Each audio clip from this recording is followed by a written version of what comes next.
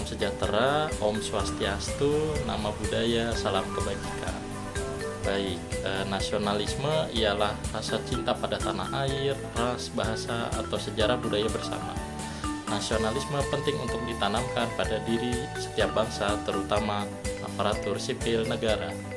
ASN tidak hanya memiliki wawasan kebangsaan yang luas, namun juga harus menerapkan nasionalisme ke dalam kehidupan sehari-hari. Oleh karena itu, mari bersama kita menyimak cuplikan singkat wawancara bersama dengan sosok role model ASN di lingkungan kerja Kementerian Perindustrian.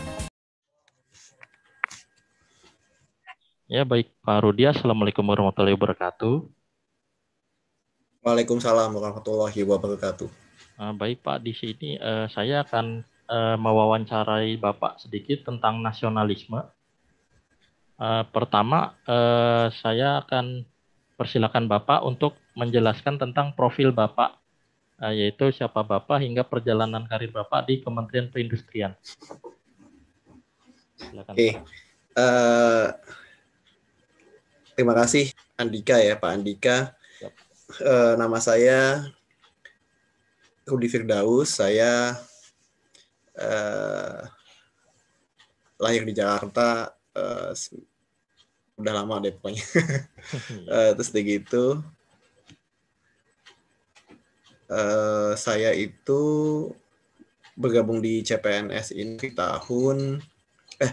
bergabung di Kementerian Perindustrian pada tahun 2008.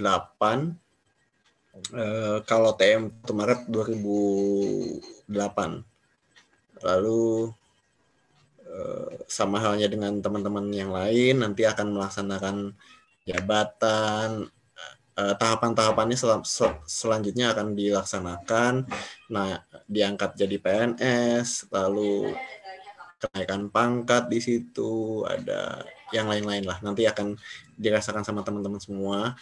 Lalu di tahun 2012 saya dapat menjadi Kasubag Data dan Informasi.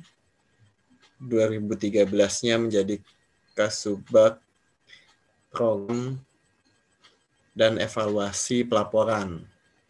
Lalu di tahun 2016 jadi Kasubag Program dan Tata Usaha. Dulu itu masih Biro Kepegawaian ya. Lalu di tahun 2019 setelah reorganisasi tetap masih di Biro Kepegawaian tapi berganti nama menjadi Biro OSDM, jadi Kepala Sub Bagian Program dan Tata Usaha. Terakhir 2020 menjadi Kepala Sub Bagian Tata Usaha. Masih di Biro OSDM. Tahu nih kapan nih ada dipindahin kapan. Ya. Luar biasa sekali pengalaman Bapak sebagai tata usaha, memang terbukti ya cukup lama di Biro SDM. Baik Pak, selanjutnya menurut Bapak arti nasionalisme itu seperti apa sih? Kalau nasionalisme KBBI atau ada yang lainnya coba dicek sendiri ya. Cuman kalau menurut saya sih nasionalisme itu buat saya adalah cara pandang kita sih sebetulnya melihat negara ini, melihat budaya negara ya, maksudnya budaya itu kan akan membentuk suatu komunitas, akan menjadi suatu negara. Nah, cara pandang dalam melihat Indonesia ini seperti apa, kita mau membawa Indonesia ini seperti apa, mau menjaga Indonesia ini seperti dengan apa, tindak tanduk kita dalam menjaga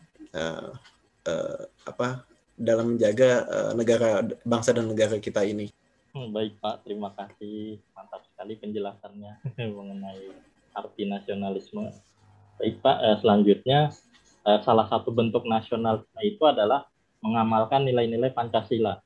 Nah, bagaimana Bapak mengamalkan nilai-nilai Pancasila dalam tugas sehari-hari sebagai ASN?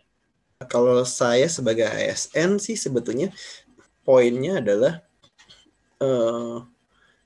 komunikasi sebetulnya.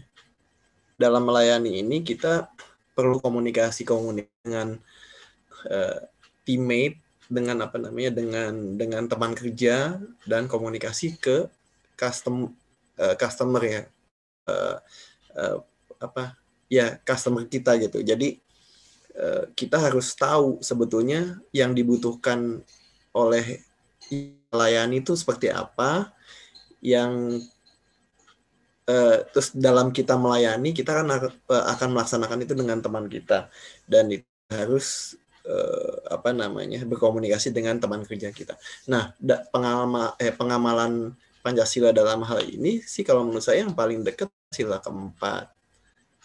Jadi kan di situ ada permusyawaratan ya. Jadi kita segala sesuatunya kita musyawarah aja. Jadi kita tuh mungkin nih saya nggak tahu nih ini. Saya pikir sih ketika ego kita sudah kita tekan seminimal mungkin, lalu kita berkomunikasi, insya Allah pasti ada hasilnya sih. Kalau memang kita tujuannya satu ya, kita udah bertujuan satu dalam satu organisasi kan harusnya tujuan. Ketika sudah ada tujuan, kita sudah mempunyai satu tujuan, kita tinggal komunikasi, bermusyawarah, bermufakat, insya Allah sih tujuannya sangat mudah untuk dicapai.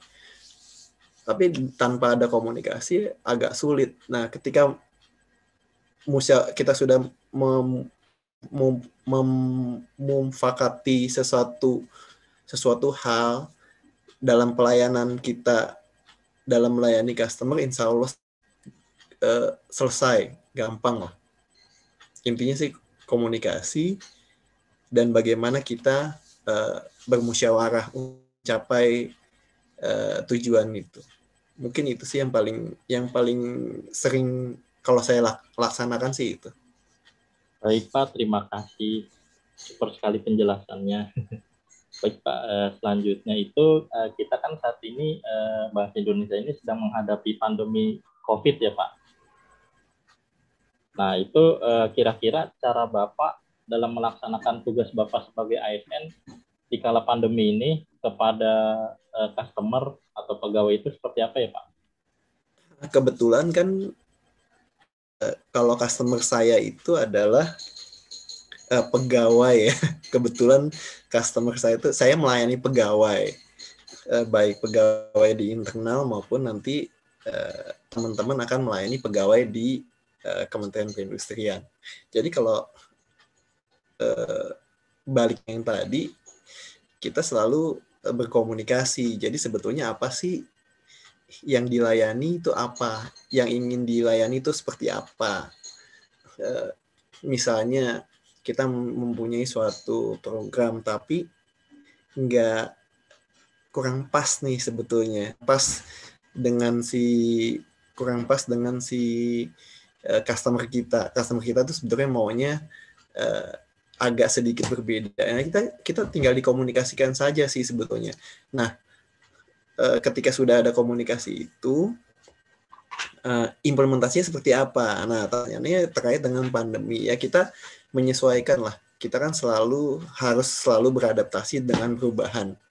Kalau kita nggak beradaptasi dengan perubahan, kita akan musnah nantinya. Jadi untuk layanan-layanan di kepegawaian untuk saat ini ya, dan kepegawaian semua akan menyesuaikan dengan keadaan saat ini. Nah, contohnya kita semua layanan kita, hampir semua layanan kita sekarang sudah berbasis online. Tapi memang ada beberapa keterbatasan terkait dengan otorisasi.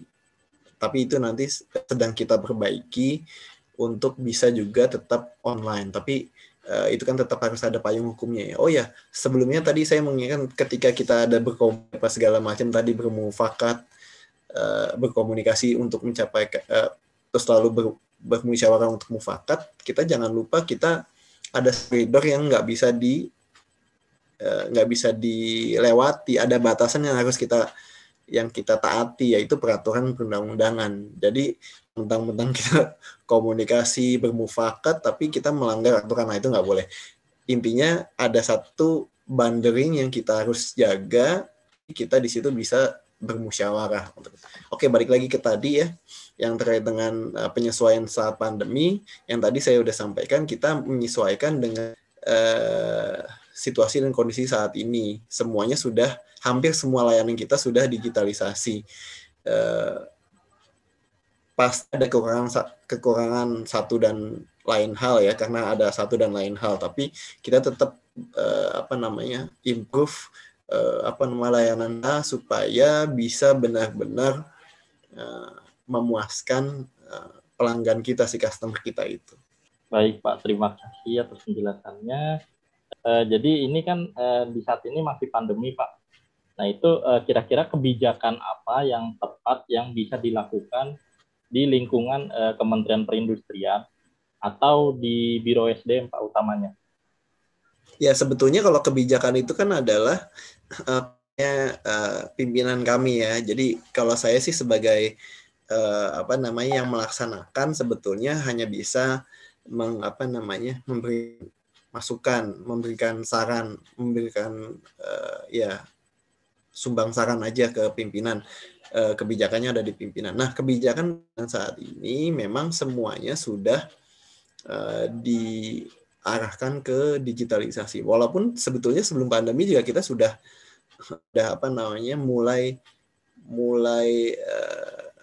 mulai bertransformasi ke digital, tapi speednya mungkin terlalu tidak secepat saat ini. Jadi saat ini kita tanda kutip agak dipaksa lebih cepat, agak dipaksa untuk menyelesaikan semua. Karena kalau tidak diselesaikan saat ini, pasti layanan kepegawaian akan terhambat. Jadi kalau ditanya kebijakan apa ya, kita kebijakannya sih meneruskan kebijakan yang sebelumnya ke arah digitalisasi semua, ke arah otomatisasi semua untuk memberikan layanan yang terbaik kepada customer kita. Baik Pak, terima kasih atas penjelasannya. Mari kita lanjut kembali. Selanjutnya adalah di lingkungan Biro SDM, apa langkah-langkah yang Bapak lakukan untuk istilahnya itu membuat kesepakatan atau menyatukan banyak para pegawai yang sering terjadi perbedaan pendapat ketika melaksanakan tugas dan tanggung jawabnya sebagai ASN. Ya, jadi kalau saya sih kuncinya tadi ya, jadi intinya komunikasi. Kalau saya sih sebenarnya menurut saya nih dari cara pandang saya sih sebetulnya ketika komunikasi sudah berjalan sangat cair ya, sangat lancar itu, insya Allah segala suatu permasalahan bisa dibicarakan, bisa dikomunikasikan, dan nanti akan menjadi suatu kemufakatan. Tentunya kita harus ingat juga ada peraturan di situ. Ada peraturan di situ. Ada juga kewajiban di situ yang harus dilaksanakan. Nah, tapi kalau tadi yang ditanyakan bagaimana caranya, itu yang saya lakukan selama beberapa tahun ini ya hanya memperlancar komunikasi. Tapi kalau itu walaupun cuma satu ya, kunci cuma satu, komunikasi, tapi hal itu nggak terlalu gampang sih. Hal itu juga butuh tes. Jadi kan di situ nanti ada, apalagi kalau misalnya banyak penduduk baru ya, di situ nanti akan ada budaya yang baru, harus ada bahasa yang baru, harus ada pengertian baru. Jadi kita harus berkomunikasi lagi, beradaptasi lagi. Nah itu kalau menurut saya di awalnya agak sulit, tapi nanti ke depannya ketika sudah menjadi suatu kultur, jadi suatu budaya kita, segala sesuatunya ada permasalahan kita bicarakan, ya mungkin itu nanti akan jadi satu solusi yang paling hebat kayaknya, dengan komunikasi yang lancar dan komunikasi yang cair. Ya, baik Pak, terima kasih juga atas jawabannya. Kita lanjut Pak. Jadi ada pepatah yaitu tak ada gading yang tak retak. Nah, pesan Bapak untuk generasi saat ini yang belum mampu untuk menunjukkan sikap dan perilaku nasionalisme, baik di lingkungan Biro SDM atau lingkungan Kementerian Perindustrian atau di seluruh Indonesia, Pak? Itu apa, Pak? Silakan. Mungkin ini pesan juga buat saya juga. Jadi kita sebagai ASN ya, kita itu walaupun sekecil apapun jabatannya, maksud saya jabatannya mau dari level pelaksana, level struktural, level fungsional, sampai jabatan pimpinan, itu semua mempunyai peran, semua mempunyai mempunyai impact. Apapun yang kita laksanakan akan berdampak, dan kita adalah satu kesatuan dari puzzle yang besar. Jadi kita tidak melaksanakan kewajiban kita sebagai ASN, tugas dan fungsi kita sebagai ASN yang sudah diperintahkan dalam surat keputusan itu, akan berdampak, sedikit banyaknya akan berdampak kepada tujuan dari organisasi. Makanya menurut saya, ayo kita sama-sama mengetahui tugas fungsi kita. Kalau nggak tahu, tanya. Kalau salah, minta maaf. Kalau dibantuin, terima kasih. Pokoknya dengan adanya komunikasi yang cair, insya Allah semuanya bisa untuk mendukung tujuan dari organisasi kita. Mungkin itu aja. Baik, luar biasa sekali Pak Rudi. Terima kasih atas wawancaranya. Mungkin ini nanti akan jadi pembelajaran terutama buat saya dan untuk seluruh rekan-rekan saya di lingkungan Kementerian Perindustrian. Baik Pak Rudi, Assalamualaikum warahmatullahi wabarakatuh. Makasih ya, mohon maaf kalau salah ya. Ya, sama-sama Pak. Good luck Adika ya. Sama Pak, siapa? Ya, demikian cuplikan wawancara saya dengan Pak Rudi.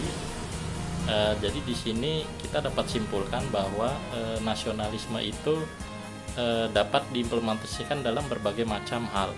Nah, salah satunya adalah dengan bermusyawarah.